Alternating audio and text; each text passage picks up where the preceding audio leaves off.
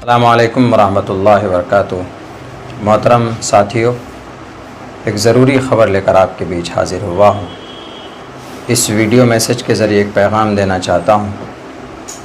जैसा आप सबको मालूम है कि अभी 15-20 दिन से सियासी माहौल गर्म था और हम किसी पार्टी के लिए मेहनत और कोशिश कर रहे थे उसकी टिकट के लिए।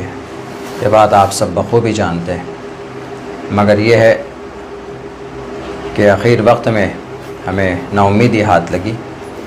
उसके बाद जाहिर सी बात है कि जब आदमी काम करता है किसी प्लेटफॉर्म से, 5 साल से कोई घर बनाता है, 10 साल से कोई एक आशियाना सजाता है, ऐन वक्त में अगर उसको तोड़ दिया जाए तो उस आदमी की हिम्मत टूट जाती। वही हमारे साथ हुआ। उसके बाद हमारे चाहने वालों ने हमें हिम्मत दी कि नहीं मौलाना, आपको आज़ाद उम्मीदवार के तौर पर इलेक्शन लड़ना चाहिए। तो आखिर में ये फ़ैसला बिल्कुल मजबूत हुआ कि नहीं, इलेक्शन नॉमिनेशन फ़ाइल करना चाहिए।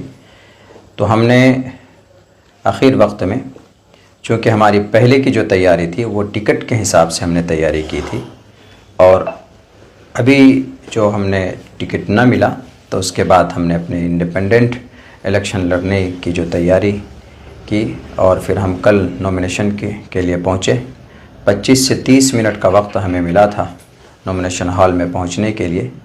हम पहुँचे, नॉमिनेशन हमने फ़ाइल किया।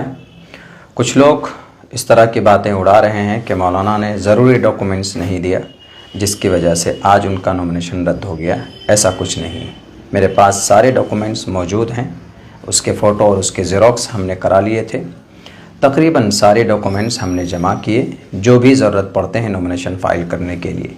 अगर कोई डॉक्यूमेंट्स नहीं होता है तो फिर वहाँ पर जो एडीएम या आरओ होता है वो नोटिस करता है कि आप अगले दिन ये डॉक्यूमेंट जमा कर दें। अगर हमारे डॉक्यूमेंट्स में कमी होती तो हमें नोटिस किया जाता, लेकिन इस तरह की कोई बात नहीं हुई। हासिल कलाम ये है, ये कहना चाहता हूँ कि मेरा नॉमिनेशन आज रद्द हो चुका है, कैंसिल हो गया। और किस वजह से हुआ है इस पर तहकीक चल रही है, और हमें लगता है कि इसके पीछे कोई ना कोई साजिश है, वरना हमें उस वक्त कोई नोटिस नहीं दी गई कि आपको ये पेपर जमा करना। अगर ऐसा होता तो जाहिर सी बात है कि हमारे पास टोटल डॉक्यूमेंट्स हम इंतज़ाम करके देते, लेकिन हमारे पास कोई नोटिस नहीं था। तो हमें लगता है कि कुछ शरपसंदों ने इसके पीछे शरपसंदी की है। अल्लाह उसको खुद ही सज़ा देगा। रही बात ये कि अब आगे मैं अपने तमाम चाहने वालों से कहना चाहता हूँ कि हिम्मत और हौसला, मैं हारा नहीं हूँ। अब एक नए दौर, एक नए प्लेटफॉर्म की शुरुआत इंशाअल्लाह सीमांचल की धरती पर हम करेंगे, और एक सच्ची और एक मज़बूत क़यादत सीमांचल से उठेगी। एक मोर्चा तैयार होगा जो ज़ुबानी क़यादत नहीं, जैसा कि आज कुछ लोग ज़ुबान में क़यादत की बातें खूबसूरत से करते हैं लेकिन ज़मीन पर वो ज़ीरो है। लेकिन इंशाअल्लाह सीमांचल का बेटा, यहाँ पर बहुत सारे ऐसे लोग हैं जो इस काम को करना चाहते हैं, उनको प्लेटफॉर्म नहीं मिल रहा।